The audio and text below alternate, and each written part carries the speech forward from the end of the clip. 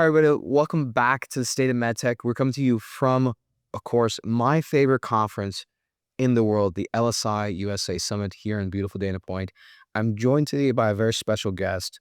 For the longest time, I worked in robotics and AI, but, cybersecurity really became more and more important in the last few years. Not a lot of companies focus on it. There's a lot of big cybersecurity companies out there. I was fortunate enough to come across this really interesting group called Blue Goat Cyber and got to know the founder and CEO, Christian Espinosa, who joins us today. There's a really fascinating story. In my opinion, one of my favorite stories about how he started his second company, specifically in medtech.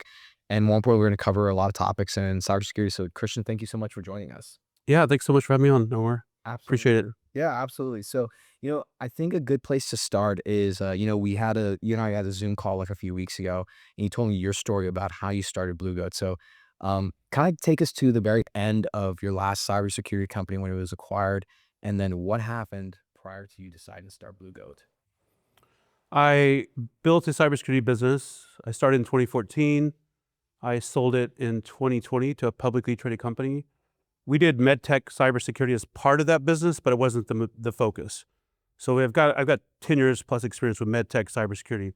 When I sold that business to the parent company, while I was working for the parent company, I developed 6 blood clots in my left leg and almost didn't make it. So thanks to a friend who told me to go to the hospital, and thanks to a medical device, a portable Doppler ultrasound, they were able to quickly diagnose the clots. So after blood thinners, depression, because I couldn't do anything I used to do, I decided maybe this is the universe telling me to focus on medtech cybersecurity, because if it wasn't for a medical device, I wouldn't be here. Because I often think, what if that device was recalled or it gave a misdiagnosis? Then, like I said, I wouldn't be here. So I decided to spin off Blue Goat Cyber and take the medtech cybersecurity portion away from the focus purely on medtech cybersecurity. That's amazing. And what I find really inspiring is that, like in cybersecurity, there's so many different areas you could have gone in that you can call it like huge growth areas, huge contracts, everything. Medtech is really, really difficult, no matter which you enter, cybersecurity and marketing. But that didn't stop you from starting that. So when you decided to start the company, what were some of the guiding principles that you had in mind? Some of the guiding principles I have in mind is, as an entrepreneur, I like helping other entrepreneurs. And one of the things I find compelling about this industry is there's very passionate people that have an idea that may be directly related to someone they know that has a ailment or them themselves, and they want to bring this to market. So it resonates with me a lot to work with these innovators to help them bring their product to market. Even though I'm doing it through a cybersecurity lens, I am very passionate about the entrepreneurship side of it as well. So if I can help in that regard as part of our cybersecurity service, if there's a way for me to help with the entrepreneur journey, because I've been doing entrepreneurship for a while, I like to do that too. So it's like another passion for me. When, the average person, even I say average person in medtech thinks about cybersecurity, I think a lot of people, they think of it as when something is getting attacked, but there's different forms of cybersecurity, correct? Correct. Most people don't know what they don't know about cybersecurity, and I think that's the biggest challenge in medtech. People just simply don't know. They don't think about it until the very end, right before they're trying to get their device approved by the FDA or MDR. And then their regulatory affairs person's like, oh, cybersecurity is on the checklist of documents we have to submit. And by that time, it's too late, because that's typically when they engage my company, and we find like thousands of things wrong, and they cannot fix it in 2 months. So it delays their time to market.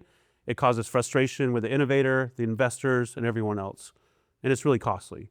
So it's one of those things that, from my perspective, one of the initiatives that my company has is really to raise the awareness about the importance of cybersecurity early on in a product's life cycle. And that was one of the reasons why I reached out to you, and I really was impressed because I saw that you've written a few books on cybersecurity, but you also put out a lot of content, go on podcasts. Mhm. And what I like is that your company really took an educational approach to this really important topic.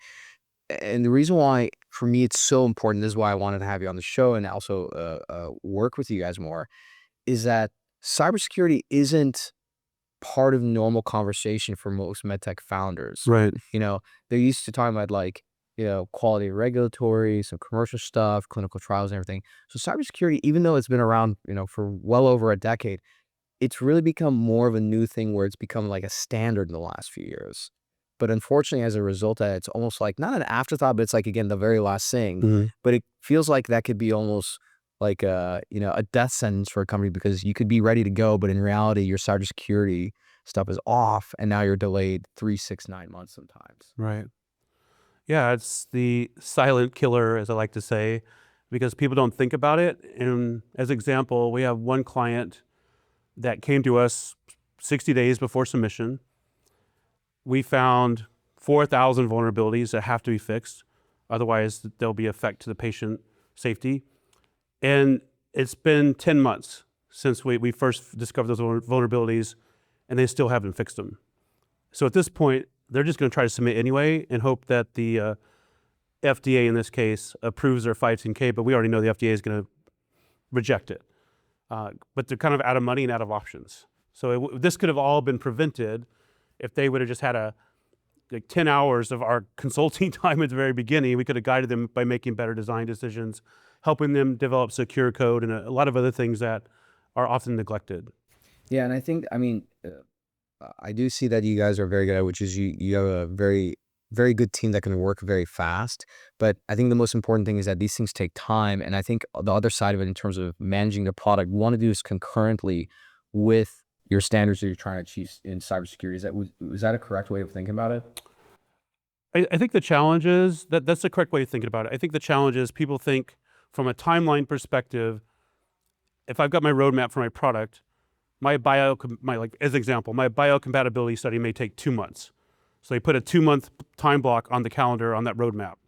And then I think they think the same thing with cybersecurity. We'll put a 2-month block on the calendar, but the reality is cybersecurity needs to be an iterative process, because you wait till the very end at that 2-month period and then do cybersecurity, all the things you did before when you're developing your product and your software and your firmware probably didn't have cybersecurity. So all those things have to be revisited, which is what causes that delay. Between those three areas, and actually, I know what you're talking about, but I would love for you to break it down for the audience. When you think about software, firmware, and hardware, I think software and hardware, the audience does know, but can you tell us more, like what exactly is firmware? And between those three things, where do you see the most vulnerabilities on average for cybersecurity? For firmware, as example, we had a client that was developing a bronchial decongestion system, and they were doing their own firmware on a microcontroller. They contacted us 60 months before the submission, but they made a design choice like several years prior about a specific microcontroller, which is a piece of hardware. That microcontroller did not support secure boot, which is now a requirement of the FDA. So what ended up happening from a firmware security perspective, they had to basically make their device stand alone because it was too risky to have it connected to anything. So they originally were going to have it connected via cellular to a cloud and have a patient portal and a physician portal and all that stuff. That all had to go away. So it basically became a standalone. It did become a standalone device. So that was a vulnerability in firmware. Traditionally, we see vulnerabilities in software. From my experience, software developers are very good at building things, but they don't understand cybersecurity. My team is very good at breaking things. We look at every angle a attacker would take to break into the device. Every interface into the device. It could be Bluetooth, Wi-Fi, the touch screen, a keyboard, a USB port, HDMI port, just every entry point in the device. We look at that and try to penetrate through the entry point, and then from there, see where else we can go. And the bottom line is, if we can affect the device in a manner that translates to affecting patient health or causing harm to a patient or a misdiagnosis or a delayed diagnosis, then that needs to be fixed. When you look at like companies like this, for example, right? You mentioned both firmware and software. You also mentioned hardware. What are the cybersecurity threats that like hardware could come across? Because I think this is Okay. a problem is that there's a lot of med device companies that think like, oh yeah, like we're not like techie of a company, so we don't really need much cybersecurity. When maybe they are. Yeah, good question. I neglected to answer the hardware part. With a medical device, if there is an interface that's exposed, let's say it's a USB port, and you do not need the interface for the device to operate properly, it should be covered up. So from a hardware perspective, there should be a cover around it, so somebody can't physically connect to that device. And some clients will have a cover that just is magnetically closes. That's not sufficient. So from a design perspective, you need to consider what kind of enclosure do we need? If we don't need access to these ports on the device, maybe we should create an enclosure to cover them up. And that removes the whole entry point in the system, because somebody has to destroy the device in order to get into those ports, which at that point, through your labeling, if the device looks like it's destroyed, or all the tamper-proof seals are torn off of it, you would label it for the user not to, consider it compromised. Something else that I was thinking, for State of Medtech, we've had more companies come on who are in the BCI, brain computer interface world.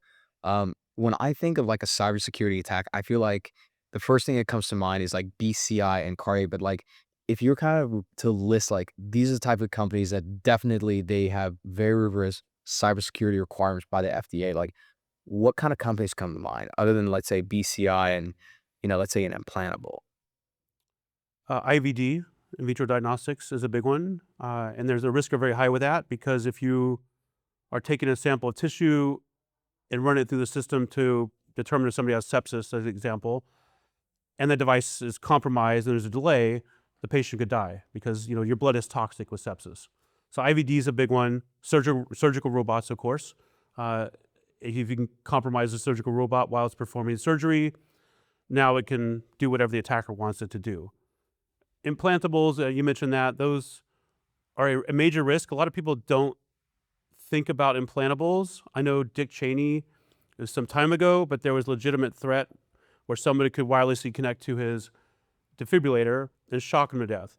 And these things are real. Not a lot of them have been realized, but there's a reason he had that wireless feature of his pacemaker and defibrillator disabled. So some of it, if it's like a direct attack where I'm trying to attack somebody specifically, I think a lot of people just consider that. But the reality is, most of the attacks that happen against medical devices are what I call non-directed attacks, because the medical device gets installed on a healthcare delivery organization's environment, which we consider a hostile environment. That environment is not friendly. You can expect that device to be attacked over and over and over as soon as it's plugged into the environment. Why is that? It's that way because hospitals are notorious for not securing their networks. I mean, if you just look at the news, pretty much every hospital has been compromised. Just when you think there can't be a bigger data breach of a hospital, the next day you read in the news there's been a bigger one, right? It's kind of crazy. But those hospital networks, the medical devices are on those same networks that have been data breached. When these breaches happen, aside from like data, let's say with like devices and everything, are these bad actors that are looking to get paid out? Like we have this, do this, or else. Like what walk us through what a scenario like that like looks like. So these cyber criminals are out to make money. They're just like you and I, but they do it in nefarious manners. They're not the good guys; they're the bad guys. But they're out there to make money, and the way they typically make money is ransomware. That's the main method. So I hack all your systems, I hold them hostage until you pay me ransom. What happens is they are just scanning incessantly for vulnerable systems to compromise, and inadvertently, a medical device is going to get scanned, and it might be somebody might install ransomware on it, or that device, if it has a vulnerability, and we have to look at this as a larger picture. If a medical device has a vulnerability and the cyber criminal attacks it, from there, they can establish what's called a beachhead and then attack other devices or other networks. So it's like an entry point into an environment that might be weak, that and some people would say is a trusted device, but it's really not trusted. That's why we have this thing called zero trust in cybersecurity. They could pivot from there and attack other things, but ultimately make money, typically through ransomware. Interesting. So, I was under the misconception that like cyber criminals, they'll find a target and say like, "Hey, we're gonna go after a big hospital." But you're saying that it doesn't really matter. They're essentially scanning somehow and trying to find some vulnerability, some backdoor, something that was open, and use that as a beachhead to. launch other things. So they To scan other things, yes. essentially they're scanning. They might find like, let's say, a BCI or a digital implant or something, and say, oh, like here's the things that's compromised, and then they think of a way to essentially create ransomware on that, and then use it as a beachhead to other devices similar to it. Yeah, once they find a vulnerability, ransomware is just the payload that's delivered. They can deliver whatever payload they want to. But yeah, and we've done experiments with this. So we stand up a web server on Amazon, for instance, within like 3 minutes, it's been scanned like 1,000 times by people trying to break into it. That's how much activity is going on, and it's kind of unseen because it's digital. But yeah, that the activity is it's immense. I don't think people really realize how much attackers are trying to get into thing on a nanosecond by nanosecond basis, really. Interesting. And, not to get controversial, but I can't help it, but, especially these days, in the new era now, like we're kind of moving away from like hot wars, where people are like literally physically fighting to death and everything. And I think more of like cyber attacks and stuff. And so we see that a lot through through countries. Is that something that also comes into play here, at least on the healthcare side? 100%. Imagine if one of our adversaries has implanted themselves in all of our healthcare environments, and then we get into a dispute with them, they push a button, and our whole healthcare system goes down, including our medical devices. Yeah, that's the reality. Has something like that ever like happened before, or you come close to happening? Like whether it's It's happened with electrical grids, the industrial control systems, like the Northeast Power Grid. It's happened with a lot of oil pipelines. It's happened with a lot of things. It hasn't necessarily happened on a global scale in healthcare. I feel like when the time comes, though, and the enemy wants to do something like that, they probably already have a foothold. And it's not just that. It's like what we have to consider, like, it's not just the hot wars you mentioned, right? Or this like digital war. It's a combination. Like if I'm going to send troops into an enemy territory, but I can take out their electrical grid and take out their radar system so they can't see my planes flying over, then it helps me with a kinetic war as well. So if I'm going to attack a country, but I can take out their healthcare system, or at least disable it for a while, that's a distraction, and then I can do something else, whether caught off guard, dealing with that. I know we're getting a little bit more into cyber war, but I used to do a lot of stuff with the DoD. So yeah, I love it. No, I think it's good because I don't think that healthcare, it's kind of like if you look at it on the economic side, everything has been sort of, I don't want to say conquered, but this is why like on the economic side, a lot of companies like Apple, Microsoft, etc., are moving to healthcare. On the cybersecurity side, I feel like there's all these other areas that have, been notorious for cyber attacks and everything. And healthcare is still there as a sort of new area where there's a lot of companies that don't realize how compromised that they are and how much more rigorous their cybersecurity measures needs to be. yeah, it's like the new frontier, but it's also the old frontier. I think people don't understand that medical device could be compromised. They just trust these devices historically, and now there's been enough compromises and recalls where people have lost as much trust. Even hospitals now, which I mentioned are hostile, they're trying to get better.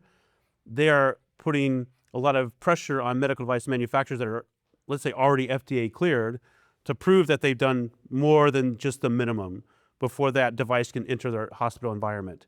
So it's something we are slowly getting the awareness around, but it's been slow, and we're way behind. So if you're speaking of, a lot of our audience are founders, right? Mhm. And of course, as a founder, you're dealing with your clinical trials, you're raising money, all these different things, right? So there's like one other thing they have to think about. My thing is like you might as well. It's actually look, cybersecurity is a lot more complicated in my opinion than marketing. But even with something like marketing or sales, it's better to start early when you have time and you can ease into it. Yeah. Because the costs are actually a lot less at that point as well. Mhm. So if you're speaking to a founder, regardless of what kind of device they have, at what point should they start like not only thinking about cybersecurity but like actually engaging a group like Blue Goat? When they are developing the requirements for their device. That early. Yeah, because when we develop requirements, there's functional requirements, which is to make the device work properly, but there's also non-functional requirements. Cybersecurity typically falls under the umbrella of non-functional requirements It's not required to make the device work, but it's required to make sure somebody can't hack into the device. So at the requirements phase is where they should be looking at cybersecurity.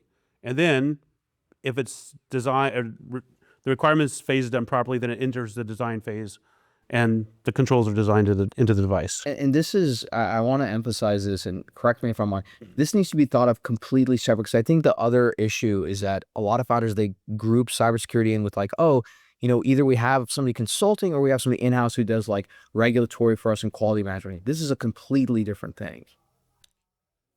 Yes, a lot of people try to say they do cybersecurity, like they add it to like a list of services, but they're not really doing cybersecurity. Right. So I think it's important to engage with a firm like mine that understands med tech specific cybersecurity, because with cybersecurity, I like to think med tech is like a PhD level.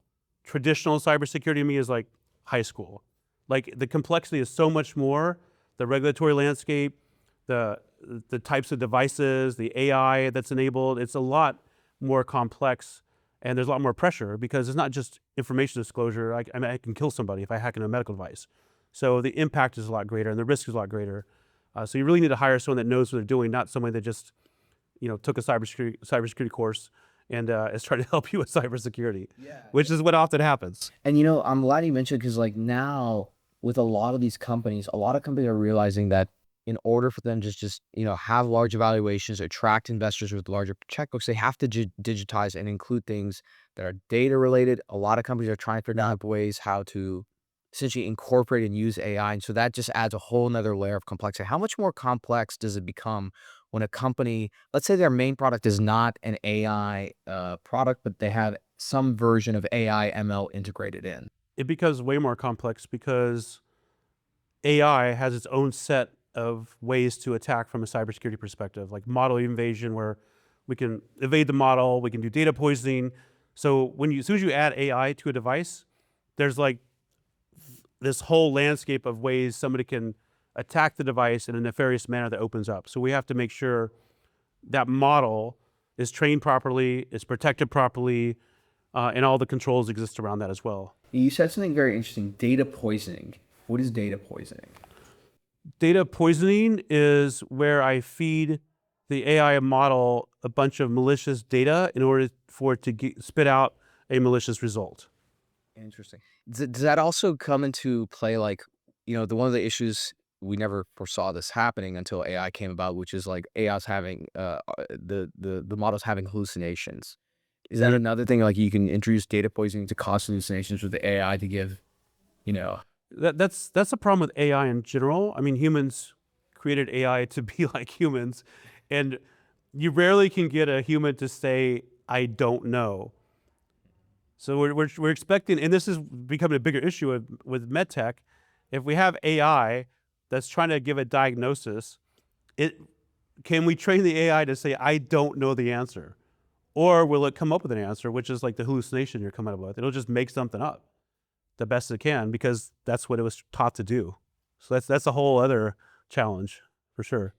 what about, one of the things that I did notice is that with a lot of these digital devices, whether I think like, uh, insulin devices is one example, or continuous glucose monitors, but a lot of these devices, they don't just operate on their own digital mode. They have connectivity with other devices, right? Mhm. So that, I would imagine, that adds another layer of complexity and vulnerabilities when it comes to cybersecurity.